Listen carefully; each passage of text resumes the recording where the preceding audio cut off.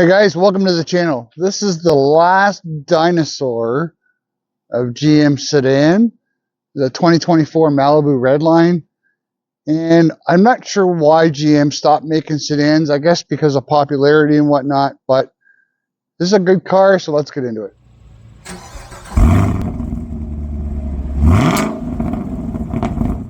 So let's take a walk around this thing.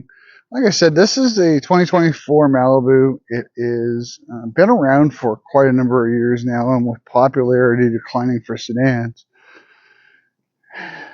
they don't sell as well. And a lot of their sales come from fleets and whatnot. But this is a good car. I just took it for a drive. We'll take it for a drive later in the video, but wanted to show you guys. This one's got the Redline Edition, and I apologize because this car is a little dirty. I kind of sprung the visit on our local dealer here and asked him if I could take this and shoot a video on it, and it's performed pretty well. So looking at the options here, you can pause this and have a look at it, but this has got the 1.5 turbo in it, and I'm not going to dig deep into the options of this car, but it does have, you know, all the lane centering and all that other jive. But this is more about how this car performs and what kind of car it is for the value. This does have the LA wheels. I believe those are the LA wheels, part of the Redline package. If I'm wrong, let me know in the comments. But you know, it's got all the stuff, and just keep in mind that is Canadian. It's not American. But so it's, you know, low 30s, and this is a fairly well optioned car, as you'll see inside in a minute, right? Black on black wheels, and I do, again, I do like the Redline package. Getting into the back here, there's a lot of my gear and stuff, but you know, there's a fair amount of room back there for somebody my size at 6 feet, and you know, they are pretty comfortable in the back. Power locks, windows, all that other stuff. We'll get in the front here for a second, but I want to show you guys the 1.5 turbo in this. And I'm not a big small displacement turbo guy. You know, they've kind of come away from it. Give me a sec, guys. You know, our Sonic is a 13. It's naturally aspirated. This is direct injected Ecotech with a turbo, and the big things with the direct injection in the turbo is just doing regular maintenance on it, and you know, your proper oil changes. Don't go 10,000. You know, I like going 5,000 or 6,000 kilometers or miles on your oil changes, and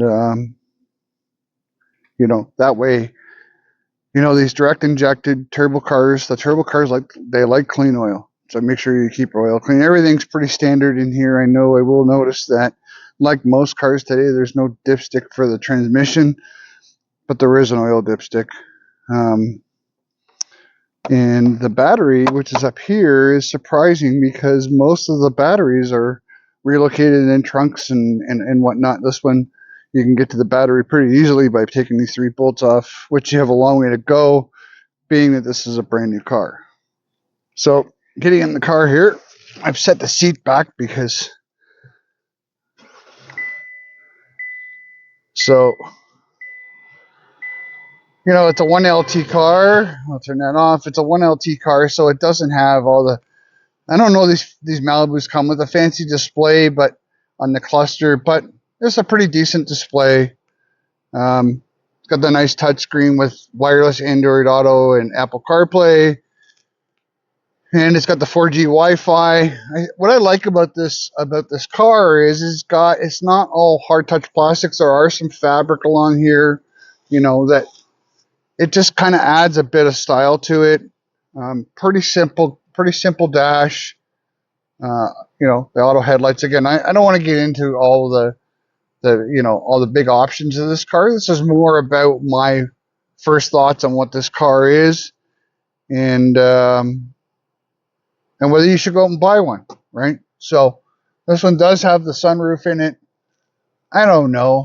I have a sunroof in the truck. I'm not a big sunroof fan because if you keep your cars long like I do, they tend to cause problems over time. But I will say that the design of this car is pretty set up. And again, because of the declining cars and GM doesn't build a lot of affordable cars anymore, this is a pretty decent car. It's a mid-sized car. Everything is laid. The design of this interior is pretty well. Everything is within reach. You don't have any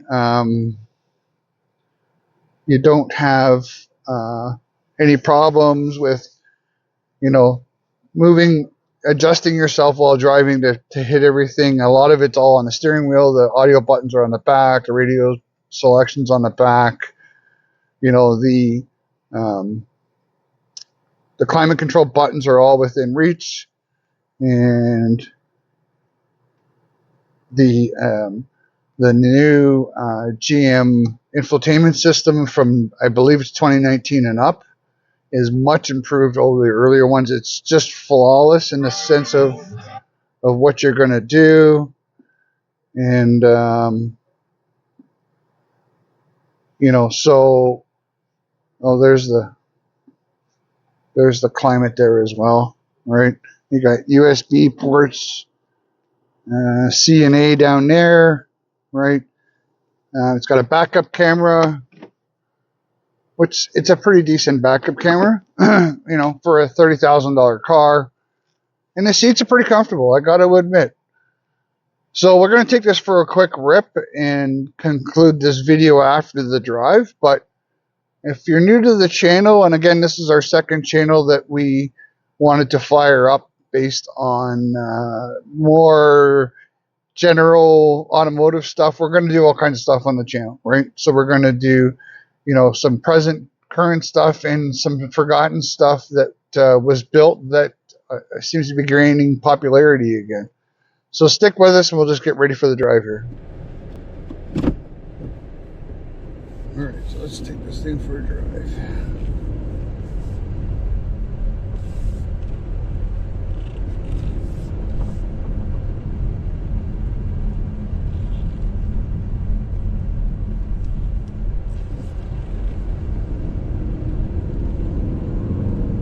So my initial thought with this car is there's a little bit of low-end lag when you first take off. But overall, the car does pretty good. It corners well.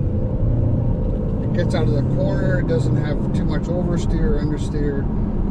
And you're not really driving. You're not buying this car to drive it like a race car. It's just more about how it handles. When the need comes up, you need to maneuver around something or whatnot. How is that car going to respond? And that is where the big thing is. And it does handle pretty well. It has great fuel economy because of the 1.5 turbo. I imagine you're probably going to get somewhere in the high 30s, high to mid 30 miles per gallon on the highway. And it's a good car overall. I am pretty impressed with it. And how it responds on the road,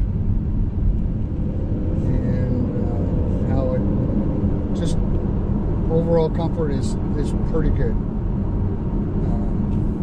Again, doing our circle track here, it does handle the corners quite well.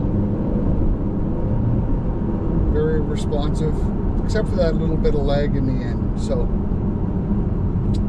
other than that, I think for value and being the last sedan, hopefully GM changes their mind, and there has been some talk about automakers coming back out with more sedans again, but hopefully they change their mind and they'll come back out well, because this is just outside, the kind of the affordable price tag. It could be You know, maybe a lower end Malibu, like an LS or something, could be considered comfortable. This being a Redline 1LT, it just exceeds that a little bit. But good quality, I think, for money. But a lot of people don't buy cars anymore. So really appreciate you guys checking out the video. We'll cut it off here at the red light, but make sure you hit that like button, subscribe, and let me know your thoughts in the comments of whether you guys think that GM or the big three should be building more sedans and something obviously more affordable. I think we can all agree on, but let me know in the comments, and we will see you guys very soon. Appreciate the support.